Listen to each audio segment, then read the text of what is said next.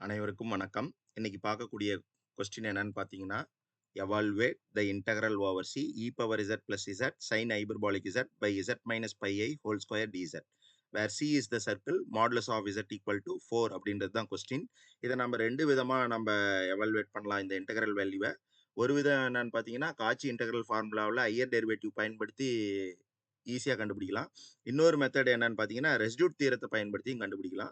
இப்போ ரெசிடியூட் தியரத்தை நம்ம பயன்படுத்தி கண்டுபிடிக்கிறது எப்படின்றத இந்த வீடியோவில் நம்ம பார்ப்போம். அப்போ இந்த இடத்துல இதுதான் நம்மளுக்கு எஃப் ஆஃப் இசட். அப்போ இங்கே சி அப்படின்றது என்னன்னு பார்த்தீங்கன்னா, circle modulus of Z equal to 4. சரிங்களா? இப்போ இதனுடைய சென்டர் என்னன்னு பார்த்தீங்கன்னா ஆரிஜின் அண்ட் ரேடியஸ் 4 இருக்கக்கூடிய ஒரு சர்க்கிள். அப்போ அந்த circle modulus of Z equal to 4ன்றது இப்படி தான் இருக்கும். அப்போ நம்மளுக்கு சென்டர் என்னன்னு பார்த்தீங்கன்னா ஆரிஜின் அண்ட் ரேடியஸ் 4. இப்போ நம்மளுக்கு சொல்யூஷன் நம்ம கண்டுபிடிக்க போகிறோம். இங்கே நம்மளுக்கு இந்த எஃப் ஆஃப் இசட்டுக்கு Z equal to pi i அப்படின்றது தான் நம்மளுக்கு என்னன்னு பார்த்தீங்கன்னா டபுள் போலாக இருக்கும். இந்த டபுள் போல் இன்சைடு த சர்க்கிளாக தான் இருக்கும். இந்த வட்டத்துக்குள்ளே தான் நம்மளுக்கு இருக்கும். என்னன்னு பார்த்தீங்கன்னா இந்த பையோட வேல்யூ நம்மளுக்கு 3.142 அப்படின்னு நம்மளுக்கு வரும். அப்போ நம்மளுக்கு கண்டிப்பாக 4 விட கம்மியாக தான் இருக்கும். அப்போ 3.14 ஐன்றது இந்த இடத்துல தான் நம்மளுக்கு இருக்கும். அப்போ பை ஐன்றது இன்சைடு த சர்க்கிள் தான். சரிங்களா? Modulus of Z equal to 4க்குள்ளே தான் கண்டிப்பாக இந்த பை ஐ இருக்கும். அப்போ நெக்ஸ்ட்டு இது டபுள் போல்ன்றதுனால நம்ம residue F of Z at pi i கண்டுபிடிக்க போகிறோம். டபுள் போல்ன்றதுனால நம்மளுக்கு ஃபார்முலா என்னவா இருக்குன்னு பார்த்தீங்கன்னா 1/1 factorial limit z tends to pi i d by d z of z minus pi i square into f of z. சரிங்களா? இந்த இசட் மைனஸ் பை ஐ ஸ்கொயரும் இந்த இசட் மைனஸ் பை ஐ ஸ்கொயரும் நம்மளுக்கு என்ன ஆகிடும் அப்படின்னு பார்த்தீங்கன்னா கேன்சல் ஆகிடும். நெக்ஸ்ட்டு இந்த 1/1 ஃபேக்டோரியல்னா 1 ஃபேக்டோரியலோட வேல்யூ 1/1 1ன்னு வந்துடும். Limit z tends to pi i d by d z e power Z plus z sine hyperbolic z remaining இருக்கும். இப்போ இதை டிஃபரன்சியேஷன் பண்ணும்போது இ பவர் இசட்டை டிஃபரன்சியேஷன் பண்ணால் e power Z Z sine hyperbolic இசட்டை நம்ம டிஃபரன்சியேஷன் பண்ணுறோம். யூவி மெத்தடில் டிஃபரன்சியேஷன் பண்ணுறோம். அப்போ இசட்டை வச்சுக்கிட்டு சைன் ஹைபர்பாலிக் இசட்டை டிஃபரன்சியேஷன் பண்ணும்போது காஸ் ஹைபர்பாலிக் இசட். இப்போ சைன் ஹைபர்பாலிக் இசட்டை வச்சுக்கிட்டு இசட்டை டிஃபரன்சியேஷன் பண்ணும்போது 1.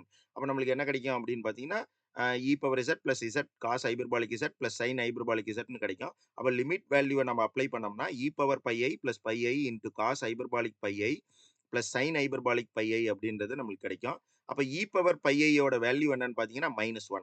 இ பவர் பை ஐனா இ பவர் ஐ டீட்டாவை நம்மளுக்கு என்ன கண்டுபிடிப்போம் அப்படின்னு பார்த்தீங்கன்னா cos theta plus i sine theta. அப்போ பைன்றதுனால cos pi plus i sine பைன்னு இருந்திருக்கும். காஸ் பையோட value -1 plus i sine pi value, அதனால நம்மளுக்கு -1 பிளஸ் 0ன்றதுனால -1 வேல்யூ இ பவர் பை ஐயோட வேல்யூ -1. பை ஐ அப்படியே இருக்கும். காஸ் ஹைபர்பாலிக் பை ஐயோட வேல்யூவும் -1. எப்படின்னு பார்த்தீங்கன்னா காஸ் ஹைபர்பாலிக் இசட் நம்ம எப்படி கண்டுபிடிப்போம் அப்படின்னு பார்த்தீங்கன்னா e power minus Z plus e power minus Z by 2ன்னு போடுவோம்.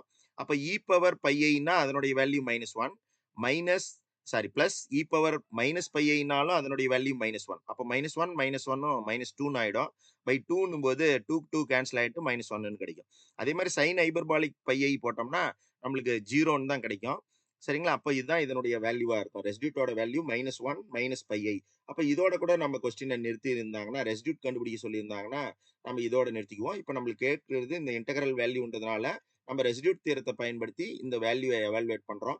அப்போ நம்மளுக்கு ரெசிடியூட் தியரம் என்ன சொல்லுதுன்னா integral C over e power Z dZ is equal to 2 πi into summation of ரெசிடியூட்னு சொல்லுது. நம்மளுக்கு ஒரே ஒரு போல் தான் டபுள் போலாக இருக்குது. அதனால் அந்த பாயிண்ட்டில் மட்டும் நம்ம ரெசிடியூட் கண்டுபிடிச்சி வச்சுருக்கோம். அப்போ என்ன கிடைக்கும் அப்படின்னு பார்த்தீங்கன்னா 2 πi இன்ட்டு -1 மைனஸ் பை ஐயை நம்ம மல்டிபிள் பண்ணுறோம். அப்போ மைனஸை காமனாக வெளியே எடுத்துறோம். அப்போ -2 πi இன்ட்டு 1 + πiன்றது தான் நம்மளுக்கு ஆன்சராக இருக்கும். அப்போ நம்மளுக்கு ஆன்சர் என்னன்னு பார்த்தீங்கன்னா இந்த ஏ ஆப்ஷன் தான் கரெக்ட். -2 πi இன்ட்டு 1 + πiன்றது தான் நம்மளுக்கு ஆன்சர். இதனுடைய இந்த இன்டெக்ரலோட வேல்யூ. சரிங்களா? நன்றிங்க.